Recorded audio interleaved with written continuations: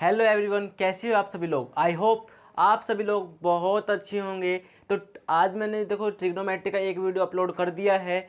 अब मैं ट्रिग्नोमेट्री से रिलेटेड जितनी भी आइडेंटिटी है, जितने भी फॉर्मूले हैं, सभी को याद करने के तरीके बताऊंगा, जिसके अंदर मैं आपको बताऊंगा ट्रिग्नोमेट्री का कंप्लीट बेसिक। ठीक है, बेसिक के अंदर क्या क्या आता है, पहले मैं इसका इंट्रोडक्शन बताऊंगा आपको। इंट्रोडक्शन बताने के बाद इसमें बहुत सारे बच्चे कंफ्यूज होते हैं एक बात पे। ठीक है, वो कौन सी बात है मैं आपको बताऊंगा। पहले मैं इसके इंट्रोडक्शन से स्टार्ट कर देता हूँ। देखो, ट्रिग्नोमेट्री जो वर्ड है वो 3 वर्डों से मिलकर बना है। ट्राइग्नोमेट्री, ट्राई का मतलब आपको पता होगा 3, ग्नो का मतलब पता नहीं होगा आपको, मैं बता देता हूँ आपको। इसका मतलब होता है साइड, और मेट्री का मतलब होता है मापना, मतलब कि मेजरमेंट करना। तो 3 साइडे वाले, मतलब कि 3 साइड वाला ऐसा शेप जिसको हम मेजरमेंट करने में इसका यूज करते हैं, उसी को हम क्या कहते हैं, ट्रिग्नोमेट्री कहते हैं। तो 3 साइड वाला कौन सा शेप होता है, वो होता है जी ट्राई एंगल। कौन सा शेप होता है, ट्राई एंगल। देखो, जो ट्रिग्नोमेट्री है वो हमेशा जो है राइट एंगल ट्राइंगल पे वर्क करेगा। कौन से ट्राइंगल पे वर्क करेगा, राइट एंगल ट्राइंगल पे। कौन से ट्राइंगल पे, right angle try angle. Sir ये राइट एंगल ट्राइंगल होता क्या है, मैं आपको बता दूं। राइट एंगल ट्राइंगल ये होता है, देखो 3 एंगल होंगे इसके अंदर, तीनों एंगल में से कोई एक एंगल 90 डिग्री का होगा। ठीक है, तीनों एंगल में से एक एंगल क्या होगा, 90 डिग्री का। बाकी जो ये बच गए वो दोनों क्या होंगे, 90 से छोटे होंगे, इसलिए हम इसको क्या बोलते हैं, एक्यूट एंगल कहते हैं। क्या कहते हैं, एक्यूट एंगल कहते हैं। ठीक है, अब राइट एंगल जहाँ जहाँ आएगा वहाँ पाइथागोरस भी आएगा। यस, पाइथागोरस भी आएगा।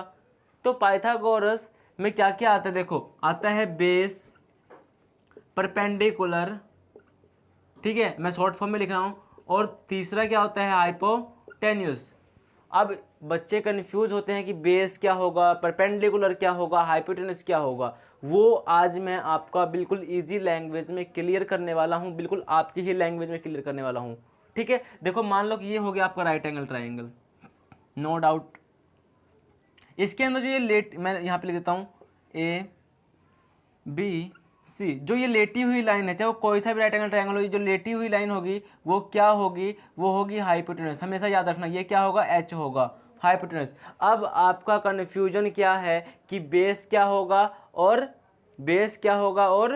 परपेंडिकुलर क्या होगा। मान लो कि मेरा एंगल यहाँ पे है, जिसको मैंने नाम दिया थीटा।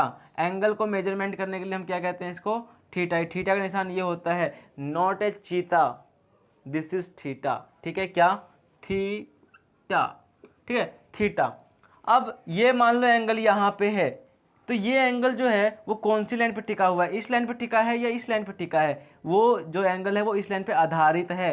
तो इस लाइन, ये जो थीटा यहाँ पे है, तो बी सी इसके लिए क्या हो जाएगा, बी सी इसके लिए बेस हो जाएगा, मतलब बी सी इसके लिए क्या हो जाएगा, आधार हो जाएगा।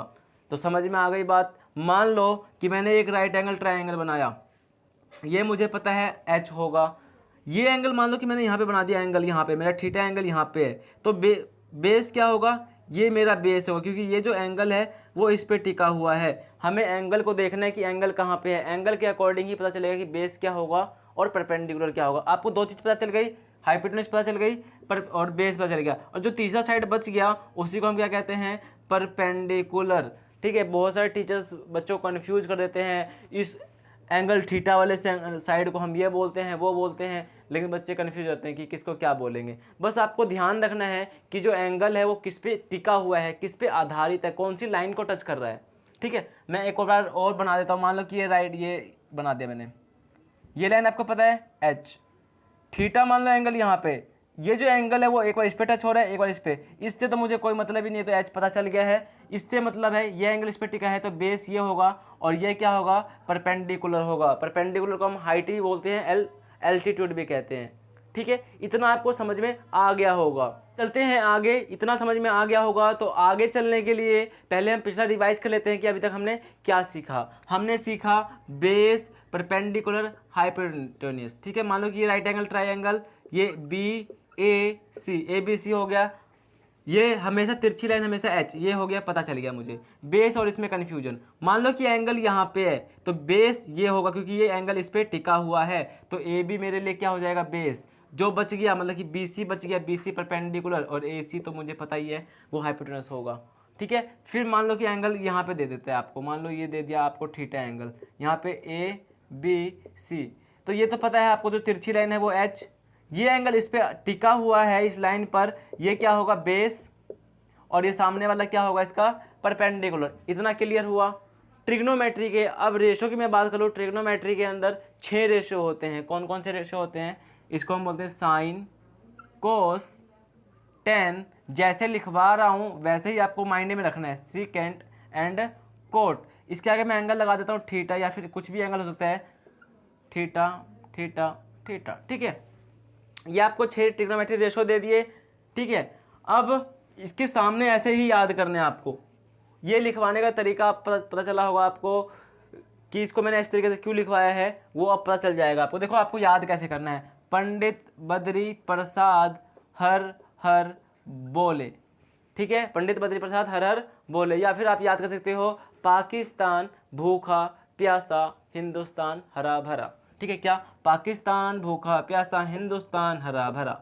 ठीक है, ये भी आसान है। या फिर आप याद कर लो पंडित बद्री प्रसाद हर हर बोले, ये मूल मंत्र है ट्रिग्नोमेट्री का। मूल मंत्र जपोगे तो तभी तो ट्रिग्नोमेट्री आएगा, मंत्र नहीं फूकोगे तो ट्रिग्नोमेट्री नहीं आएगा आपको।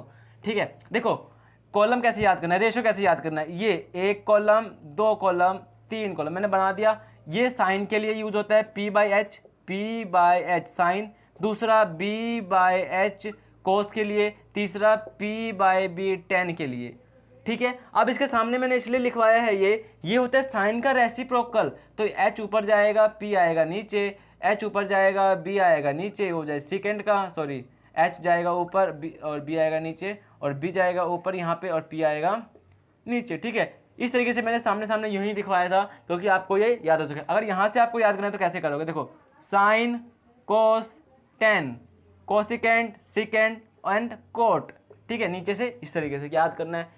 ये कंप्लीट आपको बेस परपेंडिकुलर हाइपोटेनस मैंने आपको क्लियर कर दिया, ट्रिग्नोमेट्री रेशो आपको क्लियर कर दिया कि क्या बटे में क्या होता है, बिल्कुल इजी लैंग्वेज से तरीके से, प्लस में मूल मंत्र से। तो कैसा लगा ये वीडियो आपको, प्लीज़ कमेंट बॉक्स में लिखना मत भूलना, और ऐसे में वीडियो को चैनल को सब्सक्राइब करना।